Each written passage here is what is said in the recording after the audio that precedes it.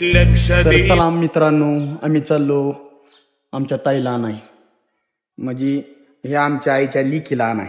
हो का, लिकीची लेख हो का तिथं बसली खाऊन निवांत बसती.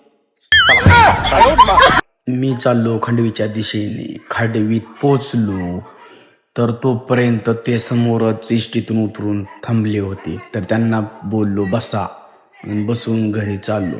तर हे बोलायला लागले की इष्टीत असं झालं तसं झालं, कीर्तन सांगायला लागले. त्यातून उपळाईच्या दिशेने आलो. उपळाईत पोचलो तर घरी पोचली की लगेच आईनं मुलीची सेवा करायला चालू केली. मुलगी म्हटलं की शेवटी आईची लाडकीच राहते ना, तर तिची सेवा करायला चालू. तर तिची बॅग उचलती, घरात ठेवती. तेवढ्यात काय आमचा पहिलवान खायचं नियोजन गावला, खायला चालूच होतं. पण काय करणार, माझी नजर फक्त त्या बॅगीकडं. पण काय त्या बॅगीत काहीच नव्हतं आणलं. मग काय झाला माझा मूड ऑफ. अशा तऱ्हेने आजचा ब्लॉग संपला.